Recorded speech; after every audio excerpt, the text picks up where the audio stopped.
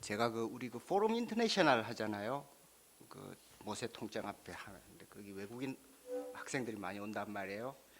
근데 외국 여러 나라에서 젊은 분들 또 연세 있는 분도 오는데 하는 말이 한국이 너무 좋다는 거예요.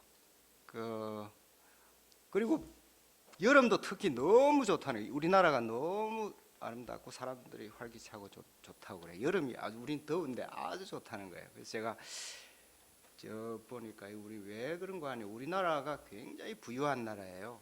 그래서 다 사람들이 이쁘고 옷도 이쁘고 그러니까 특히 저기 제3세계 중동이나 아프리카 같은 데 온 분들에게 우리 정말 신기한 나라입니다. 여러분 그거 감사하시기 바랍니다. 한 20, 30년 전 제가 어릴 때 클 때 보면 우리나라 이렇지 않았어요. 너무 가난해가지고 여름에도 정말 제가 시골에 같은 데는 뭐냐면 우리 옷 거의 똑같았어요. 반바지 새까만 거하고 위에 난닝 거 입고 다 애들이 그렇게 살았단 말이에요. 그리고 너무 타가지고 그냥 아프리카 애들처럼 까맸어요. 근데 지금 이렇게 됐습니다. 여러분 우리나라 이거 정말 감사하면서 21세기에 우리나라가 정말 참 복받은 이런 세계 지도자 나라가 되기를 바랍니다. 우리 여름 수양회도 그런 점에서 굉장히 즐겁게 잘 준비해서 보내시기 바랍니다. 제가 농담 하나 하겠습니다.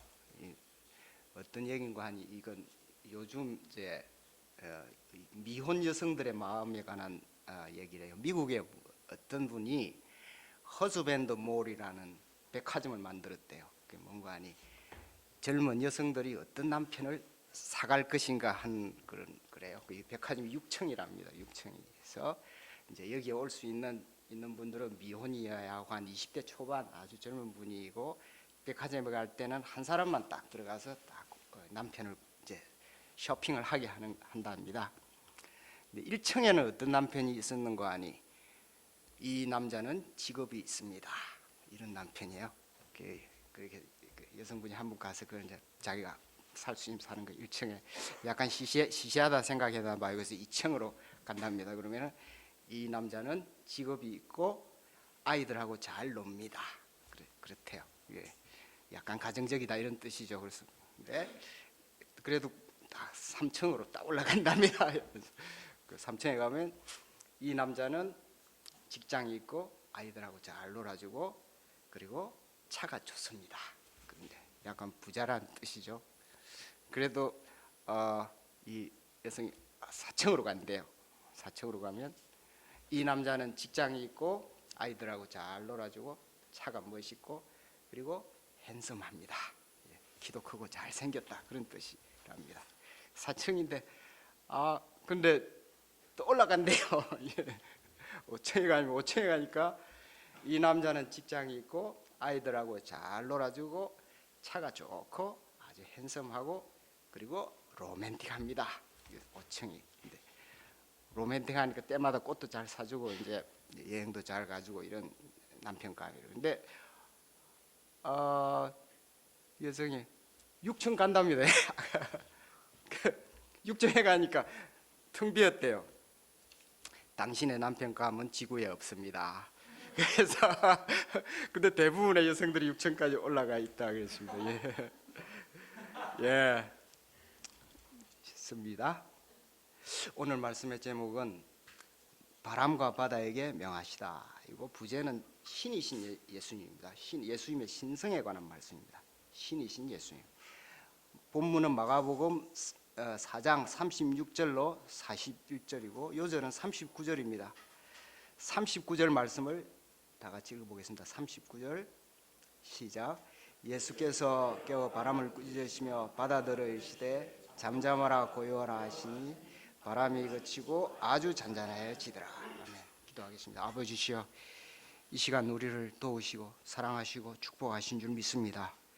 주님 귀한 우리 마가복음 말씀 그동안 1장, 2장, 3장 허락하시고 4장 이제 마무리하게 되어 일부를 마치게 되었는데 이 시간 주님께서 바람과 바다에게 명하시고 잔잔하게 하신 주님의 신성을 나타내신 이 말씀 저희 심령 가운데 깊이 허락해 주시고 이 말씀을 통해서 저희가 오늘날 우리의 이 인생을 살아갈 힘을 얻고 또 우리의 의문이 생기는 부분에 대해서 답을 얻을 수 있도록 인도하여 주시기를 기도합니다.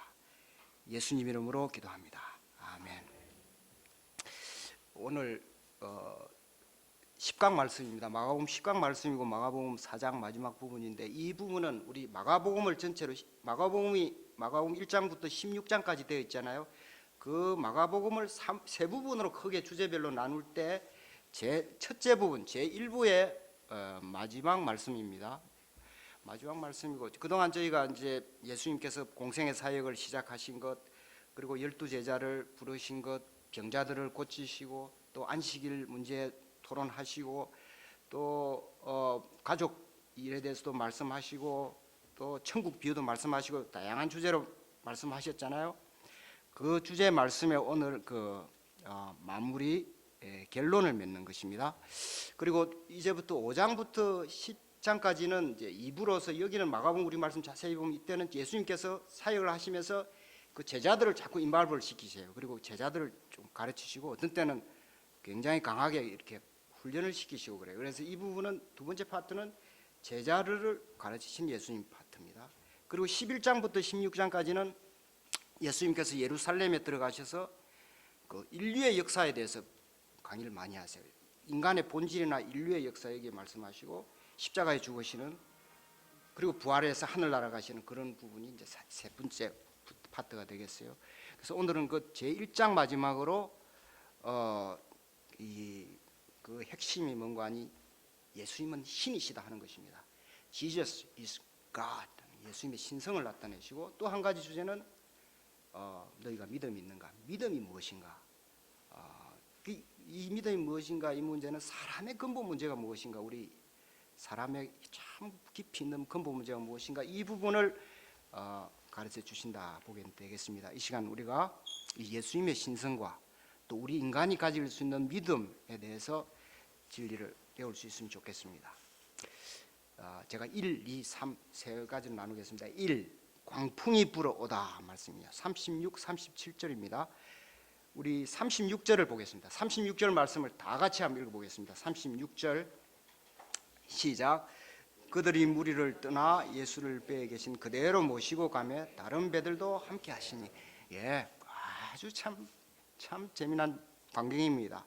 이 광경은 아마 예수님께서 이제 하루 강의를 마치시고 제자들이 예수님께서 강의하시던 배에서 강의를 하셨잖아요. 사람들이 많이 와서 그 배를 그대로 돌이켜서 예수님께서 이제 저쪽으로 가자. 다른 성경에는 그렇게 되어 있습니다. 그렇게 가게 되어서 다른 제자들도 다른 배를 타고 같이 이제 바다를 건너는 그런 모습이었습니다. 정말 이거 얼마나 여러분 신나고 정말 기쁜 순간이었겠습니까? 우리가 학교 다닐 때, 중학교, 고등학교 이럴 다닐 때 선생님하고 같이, 선생님이 오늘 우리 산에 가서 좀 같이 가서 도시락 먹으러 가자 그러시면 우리가 얼마나 기분이 좋습니까? 우리가 존경하고 사랑하는 분들, 이런 지도자와 함께 조용하게 딴 곳으로 이렇게 가면 참 기분이 좋습니다. 이 참 행복한 순간이에요. 제자들은 아마도 낮에는 좀 힘들었을 거예요. 왜냐하면 그 굉장히 아픈 사람들, 또 문제 많은 사람들 같이 돌보고 그를 가르치고 이러니 아주 힘들었을 거예요.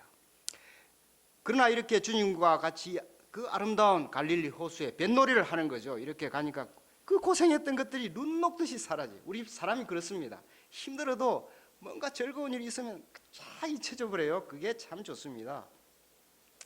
제자들이 어느새 배를 조금 한 100m쯤 가면 벌써 콧노래가 나왔을 거예요. 두둥실 두리둥실 배 떠나간다.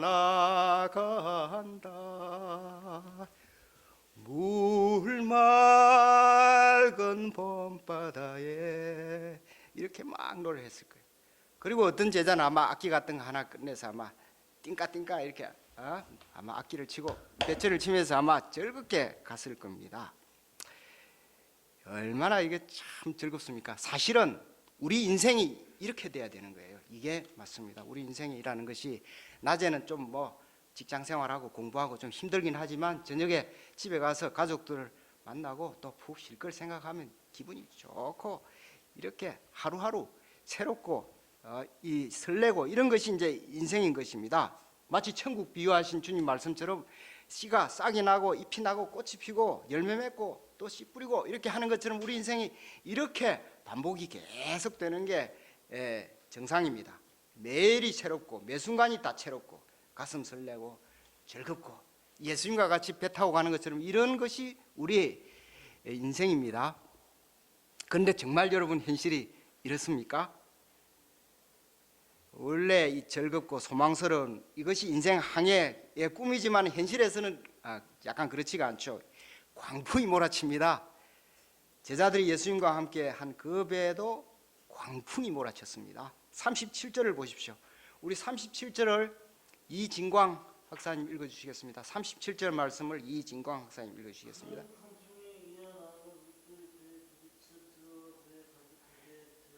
예, 감사합니다. 아주 광풍 부는 것처럼 읽어주셨어요. 좋습니다. 예수님께서 가는 그 배 그 호수에 광풍이 일어난 것입니다. 이 갈릴리 호수는 길이가 약 한 20마일, 23km, 20마일, 폭이 약 한 6에서 7마일 되는 그런 호수입니다. 7마일 되니까 몇 미터입니까? 7마일이면 10km쯤 넘죠. 우리 한강이 저게 동작에서 저 신대방동까지 있는 좀 넓은 폭거리가 한 1,700m입니다. 저거에 한 몇 배쯤 되겠습니까? 6, 7배 그쯤 되는 넓이에요. 폭이 그 정도 넓고 길이가 한 20대니까 그 사이에 어간에서 폭풍이 일어난 것입니다. 이 갈릴리 호수는 지형학적으로 그 위에 아주 높은 산이 있고 헬몬산이라고 그러죠. 만년설이 있는 높은 산이 있고 주위에도 협곡처럼 산지가 있어서 여기에 돌풍 바람이 잘 부는 곳이라고 그럽니다. 가끔 잔잔하다가도 기압차로 바람이 많이 불고 이런 그 돌풍이 잘 일어나는 것이라 했습니다. 이 제자들도 그걸 잘 알고 있었습니다. 이건 오늘날 우리가 비유하자면 우리 지리산 같은 데 높 깊은 산에 여름에 놀러 가잖아요. 그럼 계곡에 텐트를 가까이 치지 말라 그러잖아요. 왜냐하면 그 산에 기압차로 갑자기 공기가 덥고 하니까 그 수증기가 응결이 돼서 폭우가 쏟아질 수가 있단 말이에요. 그 갑자기 폭우 쏟아지면 지리산 계곡 그 물이 금방 차버립니다. 그럼 텐트 다 휩쓸려 가죠. 그 아주 무시무시해요. 그래서 산에 갈 때 여름에 그 텐트 그 개울가에 치지 마라 그렇게 하는 거예요. 이런 현상이 자연 현상이 갈릴리 호수에서 일어났던 것입니다. 아주 그렇게 잔잔해 보이고 아주 평화롭던 그 호수에 광풍이 나타났습니다.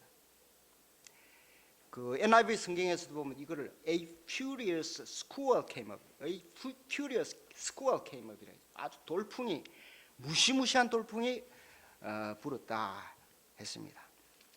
이때 제자들이 어떻게 했겠습니까? 그 사람들이 뭐 잠시 전만 해도 이 사람들이 산타루치야 그렇게 부르면서 콧노래가 좋았는데 한순간에 얼굴이 새파랗게 되었습니다. 그들은 뱃사람의 직감으로 너무나 위험한 상황인 것을 느꼈습니다. 그리고 배 안에 물이 가득 차게 되었다고 했습니다. 그러자 정말 낙담하게 되었습니다. 인간의 한계를 넘는 광풍 앞에서 그들의 심장이 멎을 것 같고 그들의 노를 잡은 손이 부들부들 떨렸습니다. 여기서 우리는 그 인생의 광풍에 대해서 한번 생각해 봐야겠습니다. 우리가 여러분 인터넷에서 뉴스 봤겠지만 지난주입니까? 서울시청역 조선호텔 앞에 거기에서 교통사고가 나서 어떤 분이 역주행을 했는데 그 평안하게 저녁 먹고 같이 이야기하던 4명 친구 4명이 그 자리에서 목숨을 잃었습니다. 이거 정말 얼마나 놀라운 광풍입니까? 세상은 평온해 보이다가도 어마어마한 광풍이 부는 이 갈릴리 호수와 같은 점이 있습니다. 사람들은 나름대로 열심히 공부하지만은 시험에 떨어지기도 하고 취직에 낙방하기도 합니다. 또 직장을 열심히 성실하게 다녔는데도 사직을 당하기도 합니다. 자영업자들은 사업이 잘 되다가도 하루아침에 실패를 하고 가난해지기도 합니다. 그것뿐만이 아니죠. 뭐 사람들 간에 불화도 있고 가족 간에 불화를 하기도 하고 부부 간에도 아주 다투기도 하고 친구 간에도 상처를 받고 이별을 하기도 합니다. 또 오늘날은 우리가 40살이 넘으면 누구나 암 걱정을 하게 되어 있습니다. 우리나라는 특히 전 국민이 2년마다 한 번씩 암 진단 검진을 하잖아요. 그러면은 저도 이거 검사표를 받으려면 이거 뭐 걱정이 많이 됩니다. 이 암 공포가 있어요. 두려움이 많습니다. 이런 광풍들이 있습니다. 또 이 세상에는 우리가 개인적으로 감당할 수 없는 그런 또 광풍이 있습니다. 여러분 그 우크라이나 전쟁 한번 보십시오. 그 우크라이나라는 그 땅이 정말 기름지고 세계에서 밀이 제일 많이 생산되는 곡창지였고 그 국민들이 너무나 행복한 곳이었습니다. 그런데 전쟁이 나서 지금은 그 좋은 땅이 다 지뢰밭이 되고 황무지가 되었고 전 국민이 지금 피난민이 되어 있습니다. 이렇게 우리가 어찌할 수 없는 그런 어마어마한 세계적인 광풍도 있을 수 있습니다. 그러므로 우리의 삶은 개인적으로나 사회적으로나 언제든지 광풍이 몰아칠 수 있는 바다와 같은 것입니다. 그래서 19세기 말에 그 천재적인 철학자 니체라는 분은 사람은 짜라투스트라가 되어야 한다. 짜라투스트라가 못되겠으면 짜라투스트라를 따라가야 한다. 이렇게 했습니다. 또 쇼펜하우라는 분은 인간이라는 것이 너무 광풍에 고생을 하니까 전부 다 그 사형 선고를 받아서 집행일을 기다리는 범죄 사형수와 같다고 그랬어요. 그러니까 빨리 죽는 것이 아주 복을 받는 것이다. 그런 말을 하기도 했습니다. 여러분 오늘날 지금 이 순간에도 이 광풍으로 인해서 쓰러지고 고통하는 사람들이 얼마나 많이 있습니까? 이 광풍 속에서 신성을 나타내신 예수님입니다. 38, 39절입니다. 그러면 그 광풍 속에서 예수님이 어떤 모습이었습니까? 정말 중요하죠. 이걸 오늘 이제 마가복음 이 제1부에서 마지막으로 주님께서 저에게 말씀해 주시는 거예요. 38절 전반절을 보십시오. 예수께서 고물에서 베개를 베고 주무시더니까지 우리 혹시 박다윗 행제님 오셨나요? 박다윗 행제님 38절 전반절 읽어주시겠습니다. 박다윗 행제님. 예, 예수님께서 배 고물에서 베개를 보고 주무셨다 했습니다. 고물이라 하는 것은 배에서 약간 높은 부분 그 스턴이라고 그러지 높은 부분입니다. 거기 약간 공간이 있어 사람들이 앉아 쉴 수 있는 곳이에요. 거기에 예수님께서 베개를 베고 주무시고 있었습니다. 그냥 앉아서 약간 졸고 있었던 게 아니에요. 아예 자리를 잡고 베개를 베고 주무셨어요. 이 주님께서 그때는 아예 몸을 편히 누이시고 정식으로 잠을 평안하게 자고 계셨다는 뜻이에요. 이 광경을 여러분 한번 생각해 보세요. 그 무시무시한 광풍 중에 배가 지금 물이 차서 침몰하기 직전인데 예수님께서 그 베개를 베고 가만히 주무시는 거예요. 아마 제자들은 광풍을 보다가 이분을 보고 더 놀랐을 거예요. 광풍도 놀랐지만 광풍 속에서 이렇게 주무시는 분도 놀라웠어요. 제자들은 정말 이 순간을 잊을 수가 없었을 것입니다. 이것은 뭐냐? 이걸 우리에게 말하는 건 뭐냐? 예수님의 그 신성, 가들리니스입니다. 인간이 아닌 신이신 예수님을 보여주시는 것이에요. 여기서 우리가 이 예수님 모습에서 우리가 세 가지 그 신성을 알 수가 있습니다. 세 가지 신성. 첫째는 두려움이 없는 것입니다. 예수님은 두려움이 없으셨어요. 예수님은 그 무시무시한 광풍 속에서도 전혀 두려워하지 않으셨습니다. 배에 물이 가득 찼는데도 전혀 두려워하지 않으셨습니다. 이것은 인간의 모습이 아닙니다. 이건 신의 모습이에요. 주님께서는 아마 배가 흔들리고 제자들이 비명을 지르고 그럴 때 아마 잠 깨서 아마 눈으로 좀 보셨을 거예요. 그렇지만 주님 전혀 요동하지 않으셨습니다. 주님은 조금도 두려우지 않으셨어요. 왜 그렇습니까? 신이시기 때문에 그렇습니다. 이 예수님의 신성이 나타난 것입니다. 우주의 창조자이시기 때문에 그래요. 그 바람이나 바다 다 창조하신 분이니까 이게 두렵지 않은 거예요. 우리가 디모데후서 1장 7절에 보면은 하나님이 우리에게 주신 것은 두려워하는 마음이 아니요 오직 능력과 사랑과 절제하는 마음이 되십니다. 하나님에게는 두려움이 없는 것입니다. 사람에게 이 두려움은 사탄이 온 것입니다. 이 성경에 보면 우리가 창세기 보면 알 수 있지 않습니까? 신이신 예수님께는 두려움 자체가 없으신 거예요. 계시록 1장 8절에 보면 주 하나님이 이르시되 나는 알파와 오메가라. 이제도 있고 전에도 있었고 장차 올 자요 전능한 자라 하셨다 했습니다. 이 예수님이 바로 이분이셨던 거예요. 두 번째 신성인 평화입니다. 평화로우신 거예요. 주님께서에게는 두려움이 없었을 뿐 아니라 평화로우셨어요. 이 평화, 이것이 신성입니다. 예수님의 신성입니다. 예수님의 이 평화는 절대적인 것이고 우주적인 평화입니다. 우리는 사람들은 평화 이런 걸 어떨 때 자주 느끼냐 하면 그 갓난아이 있잖아요. 어린애 볼 때 평화를 우리가 이게 평화구나 느낄 수 있어요. 이 아무 주위가 아무리 소란하거나 무슨 일이 있어도 새근새근 잠을 자고 있고 표정이 아주 평화로우면 그게 평화라고 그래요. 그걸 보고 어른들도 노인들도 그 어린애 평화를 보고 정말 위로를 받고 참 사랑을 느낍니다. 그런데 예수님의 평화는 그 아이의 평화에 비교할 수 없어요. 그 정말 그 이상이에요. 예수님의 평화의 깊이와 넓이는 저 블랙홀보다도 더 깊고 무한합니다. 우주보다 넓고 깊으며 그 무엇도 침범할 수 없는 평화입니다. 이 주님의 평화는 어디서 옵니까? 그 요한복음 14장 27절에 보면 나와 있습니다. 요한복음 14장 27절에 보면 평안을 너희에게 끼치노니 곧 나의 평안을 너희에게 주노라. 내가 너희에게 주는 것은 세상이 주는 것과 같이 아니하니라. 너희는 마음에 근심하지도 말고 두려워하지도 말라 그러셨어요. 이 평안은 창조주 하나님으로서의 예수님이 가지신 그 본체적인 본질적인 신성을 의미하는 것이죠. 우리가 예수님을 그 성경을 읽어보면 정말 그 예수님의 평화가 놀라운 게 있잖아요. 심지어는 십자가에 육체가 못 박혀 살이 찢어지고 죽으시면서도 예수님 마음의 평안을 잃지 않으셨어요. 그래서 자기를 못 박는 군병들을 위해서 그 기도를 하셨어요. 하나님 저 사람들을 용서해 주시도록. 자기가 잘 모르고 저런다 그런 정도의 평화입니다. 또 옆에 있는 그 강도를 보고 말이에요. 낙원을 허락하시고 이러셨습니다.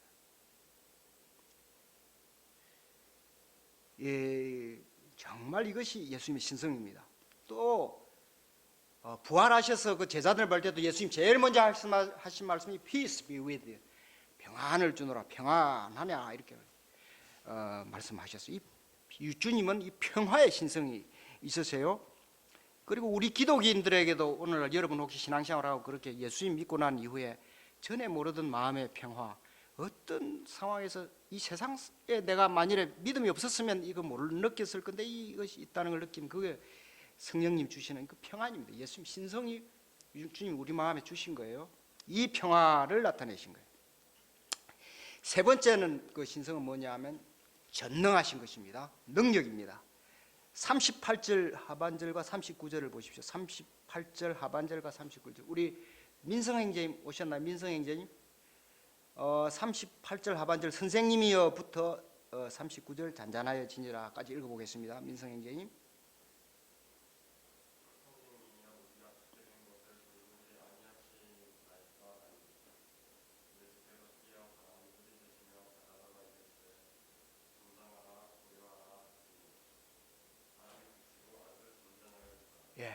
예, 이 말씀 우리 다 같이 한번 읽어보겠습니다. 선생님이여부터 다 같이 시작. 선생님이여 우리가 죽게 된 것을 돌보지 아니하십니까?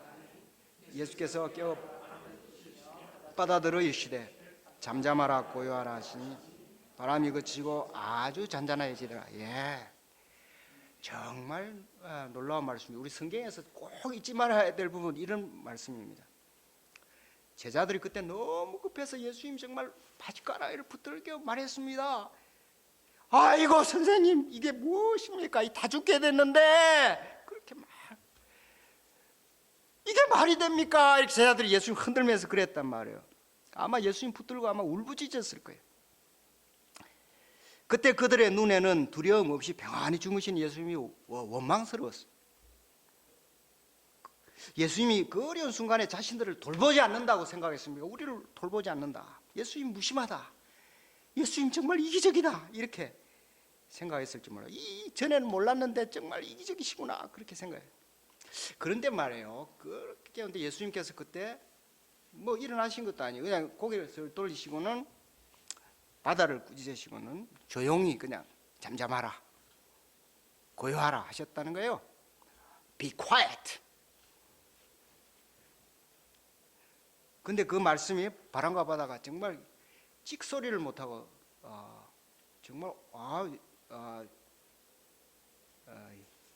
뭐라고 그럴까요? 정말 고양이 앞에 쥐같이, 요즘 쥐가 달렸는지 모르겠고 고양이 앞에, 옛날에는 고양이 앞에 쥐가 정말 꼼짝을 못하고 뻗었단 말이에요. 그 무시무시한 동물 딱 보면 그 먹이들이 어떻게 하냐면 쫙 뻗어버립니다. 죽습니다. 무서워서. 그런 것처럼 되어버린 거예요. 이것이 예수님의 신성이 나타난 것입니다. 예수님의 전능성이 나타났습니다. 우리가 이 성경 구절을 절대로 잊지 말아야겠습니다. 이 성경 구절을 늘 외우고 있으면 우리가 인생의 광풍에서 아주 힘을 얻고 이길 수 있습니다. 정말 잊을 수 없는 말씀이에요. 이 말씀에서 이 예수님, 이 창조주 예수님께서는 무슨 사람도 아니고 동물도 아니에요. 뭐 귀가 있는 게 아니에요. 근데 바람과 바다, 귀도 없고 코도 없고 눈도 없는 이 생명체도 아닌 이것에게 명령을 해서 복종을 시키시는 것입니다. 이 바람과 바다가 복종하는 것을 보고 제자들이 정말 놀랐을 거예요. 그동안 예수님과 제자들이 뭐 친밀했습니다. 뭐 팔씨름도 하고 뭐 같이 노래도 부르고 뭐 밥도 나눠 있고 모욕도 같이 하고 뭐 신나게 놀았을 거예요. 예수님 하하 호호 농담도 하고 그랬을 거예요. 그런데 이 순간에 아주 달라졌습니다. 왜 그렇습니까? 그 예수님의 신성이 드러난 거예요. 신성이 드러나서 그렇습니다. 그분은 전능하신 하나님이시죠. 제자들이 이 광경을 볼 때 그들의 머리에 정말 벼락이 치듯이 와, 이분이 보통 분이 아니구나 느끼게 되었습니다. 제가 중학교 때 어떤 일이 있었냐면, 중학교 때 제 친한 친구가 하나 있습니다. 친구인데 곱상하게 생기고 이런 친구인데 재밌었어요. 그 친구가 어느 날 시험 기간인데 날 보고 자기 집에 가서 공부하고 같이 잠을 자자고 그랬습니다. 그래서 집에 갔습니다. 그래서 저녁을 먹고 있는데 그 아버지가 퇴근을 하셨는데 우리 읍내 경찰서장님이에요. 그래서 이 친구 아버지 경찰서장, 제가 그래서 쫄아가지고 그 다음부터 이 친구한테 제가 함부로 못하게 됐어요. 이 사람이라는 게 말이에요. 이 그냥 같이 지날 때는 모르는데 뭔가 실체를 이렇게 알게 되면 아이쿠 이게 아니구나 깨닫는 게 있습니다. 이 예수님께서 광풍을 이렇게 잔잔케 하실 때 이 제자들이 얼마나 충격을 받고 뭘 생각이 됐나 깊이 우리가 묵상해 계십니다. 그 무시무시한 광풍을 가볍게 꾸짖으시고 잔잔케 하시니 그들이 얼마나 몰랐겠습니까? 그들이 그때 신을 본 것입니다. 신을 본 것이에요. 이처럼 우리가 예수님의 신성, 오늘 간단히 세 가지를 봤지만 두려움이 없으신 것, 또 아주 평화로우신 것, 그리고 이렇게 능력을 행하시는 것, 이걸 통해서 예수님 신이신 것을 알게 되는 것입니다. 이 신성이에요. 오늘날 어떤 사람들이 말합니다. 나에게 신을 보여주면 내가 기독교 믿겠다.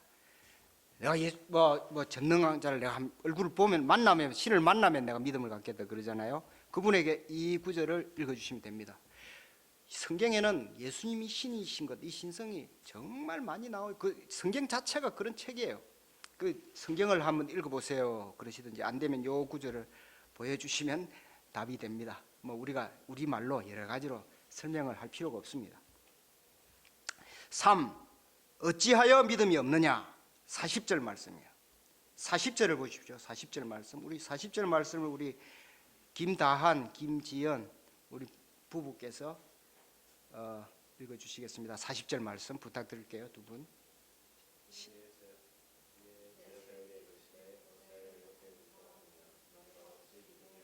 예, 아주 감사합니다.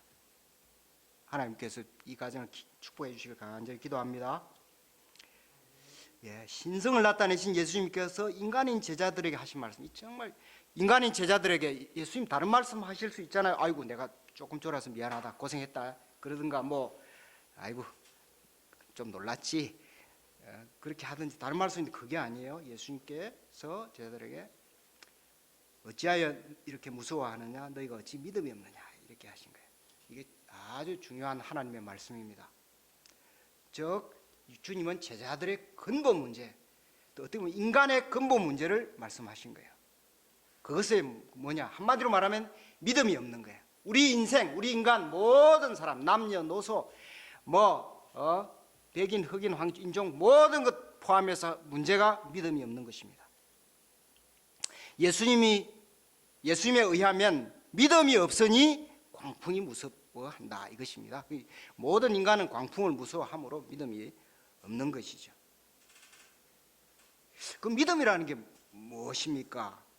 이게 참 많이 연구해 보시기 바랍니다. 그것은 여기 말씀에 하면 예수님을 전지전능하신 신으로 인정하고 그것을 실제적인 광풍에서도 딱 의지하는 그것이 믿음이라는 거예요. 그거 인식하고 있는 게 믿음이에요. 제자들은 어떻습니까? 제자들이 그동안 자기들이 좀 믿음이 있다고 생각했을 거예요. 틀림없이. 웬고하니 이 사람들은 예수님 따르기 위해서 예수님을 메시아로 믿고 집도 버리고 직장도 버리고 가족도 버리고 이렇게 막 예수님 따라다니잖아요. 그리고 막 사람들 섬기고 희생을 다했잖아요. 근데 이제 와 보니까 믿음이 없다는 거예요. 예수님께서 믿음이 없다고 딱 하셨어요. 광풍에 의해서 그들의 믿음 없는 것이 딱 드러났습니다. 그래서 여기서 우리가 분명히 알아야 될 것은 사람이 광풍을 무서워하는 것은 믿음이 없기 때문이다.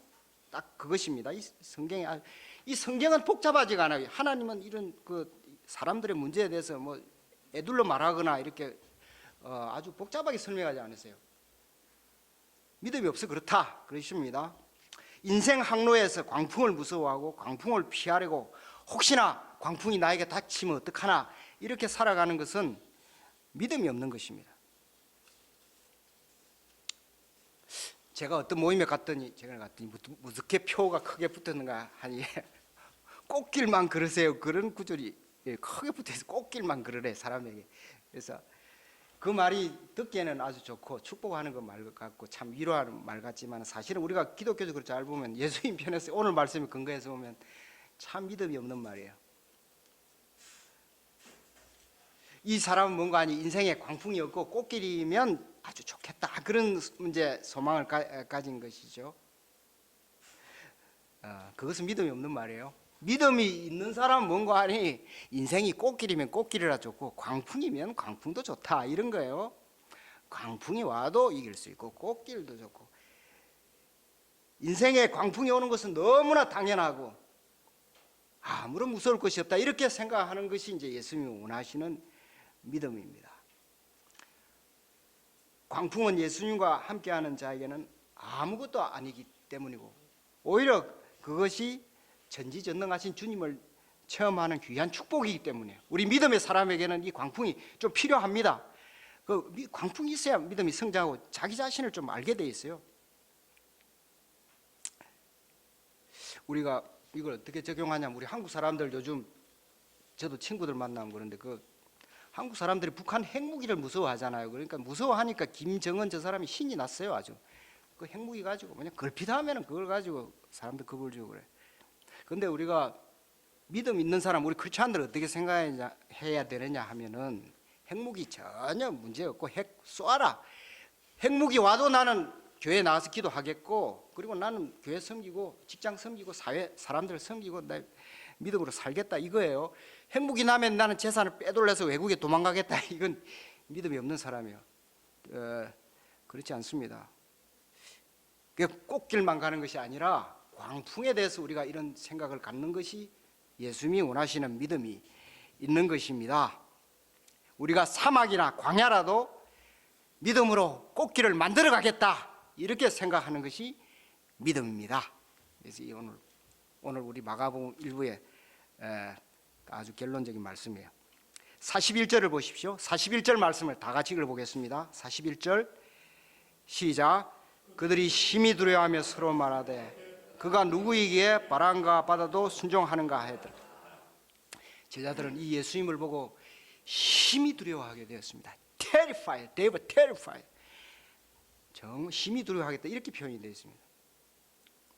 여기서 예수님을 두려워한다는 말은 그냥 겁이 나서 무섭다는 게 아니고 경외한다 그런 뜻입니다. The fear of God, 하나님을 두려워한다, 경외심을 가졌다 그 말이에요.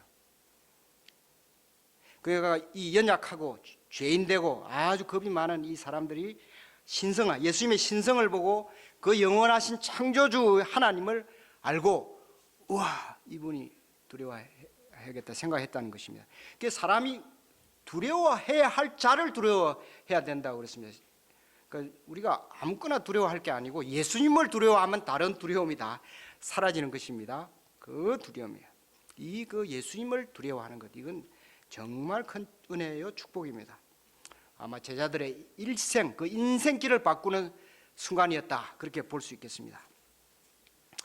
예, 오늘 말씀은 호수 위의 광풍 사건으로 나타났지만 사실은 예수님의 신성을 가르쳐 주신 것입니다. 우리가 인생을 살면서 가장 기본적으로, 우리 크리스찬 아닙니까? 우리가 크리스찬으로서 가장 기본적인 것은 예수님이 신이신 것을 믿고 그의 이름을 두려워하는 거예요. 바람을 두려워하는 것이고, 이것이 그 신앙의 아주 딱 축복입니다. 딱 기본입니다. 기본. 이게 아주 펀더멘털이에요. 이게 펀더멘털 크리스티애니티가 딱 이것입니다. 이것이 마가복음 지금 저희가 1장에서 4장까지 배운 것입니다. 창조주 하나님이신 예수님을 찬양합니다. 오케이. 그런데 여러분 중에 혹시 아까 제가 농담한 것 중에 여러분 중에 혹시 남편 모로는 없나? 와이프 모로는 없나? 생각하는 분 없으세요? 그거 없답니다. 있는데 너무 시시해서, 남자들은 너무 단순해서 1층밖에 없답니다. 이유는 여러분 생각해 보시기 바랍니다. 요절 말씀 읽고 기도하겠습니다.